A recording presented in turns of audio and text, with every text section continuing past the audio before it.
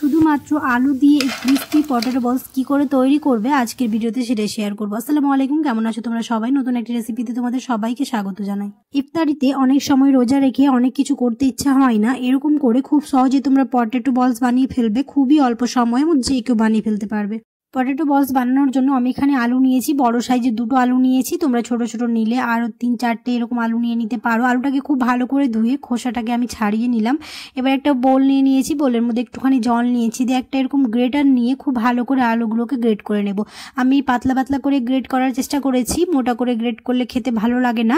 দুই রকমভাবে গ্রেট করা যায়, তো পাতলা করে আমার কাছে বেশি ভালো লাগে মনে হয়, তার জন্য আমি এটা গ্রেট করে নিলাম। আর বাটিতে একটুখানি জল নিয়ে নিয়েছি, তাহলে আলুটা আর কালো হবে না। সবগুলো আলু আমার খুব ভালোভাবে গ্রেট করা হয়ে গেছে, আর দেখতে পাচ্ছ কতটা মিহিভাবে করেছি আমি। আর এরকম করে 3-4 বার জল পরিবর্তন করে ধুয়ে নেব, আর পরিষ্কার জল বের হওয়া পর্যন্ত এরকম ধুয়ে নিতে হবে। তো আমার খুব ভালোভাবে ধোয়া হয়ে গেছে। এবার খুব ভালো করে জলটাকে চিপে নিয়ে অন্য একটা বাটিতে আমি ট্রান্সফার করে নেব। ইফতারিতে এরকম মুচমুচে তেলে ভাজা থাকলে খুবই ভালো লাগে। অনেক সময় রোজা রেখে বেশি ঝামেলার জিনিস করতে ইচ্ছে হয় না, তো এরকম করে খুব সহজেই 10 মিনিটের মধ্যে আমরা বানিয়ে ফেলতে পারবো এই পটেটো বলস।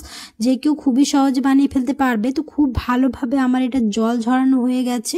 এবার এর মধ্যে এখন অ্যাড করে দেব হচ্ছে লঙ্কা গুঁড়ো।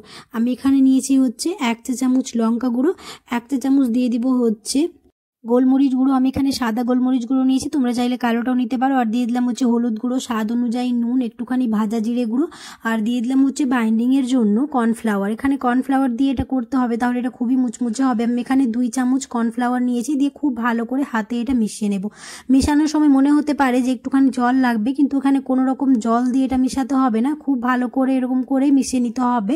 আর মেশাতে মেশাতে এটা যখন নরম হয়ে যাবে, তো খুব ভালোভাবে এটা মেশানো হয়ে যাবে। আর আমার খুব ভালোভাবে এটা মেশানো হয়ে গেছে। এবার গোল গোল করে এরকম শেপ দিয়ে নেব।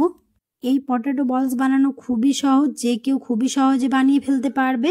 আশা করছি আমার আজকের রেসিপি তোমাদের ভালো লাগবে। যদি ভালো লেগে থাকে তাহলে অবশ্যই চ্যানেলটাকে সাবস্ক্রাইব করে দিও, আর ফেসবুক থেকে দেখলে পেজটাকে ফলো করতে ভুলো না।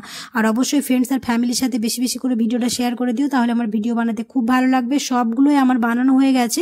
আর ওইদিকে তেলটাকেও গরম করে নিয়েছি। তেলটা খুব বেশি গরম করতে হবে না, হালকা একটু গরম হয়ে আসলে এর মধ্যে এবার এক এক করে ছেড়ে দেব।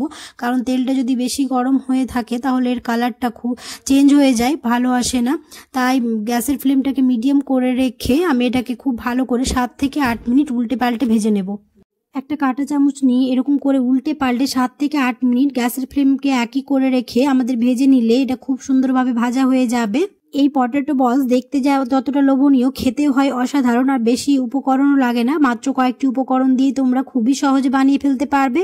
খুব ভালোভাবে আমার লাল লাল করে ভাজা হয়ে গেছে, এবার তুলে নেব। আশা করছি আমার আজকের রেসিপি তোমাদের ভালো লেগেছে। যদি ভালো লেগে থাকে তাহলে অবশ্যই একটা লাইক করে দিও, আর কমেন্টে জানাতে ভুলো না কেমন হয়েছে। দেখা হবে খুব শিগগিরই পরে এক নতুন রেসিপিতে। সবাই খুব ভালো থাকবে, সুস্থ থাকবে, সাবধানে থাকবে।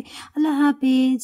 আর এই পটেটো বলস দেখতেই পাচ্ছ কতটা ক্রিস্পি হয়, বাইরে থেকে ক্রিস্পি আর ভিতর থেকে একদমই সফট হয়, দেখেই বুঝতে পারছো। আশা করছি আর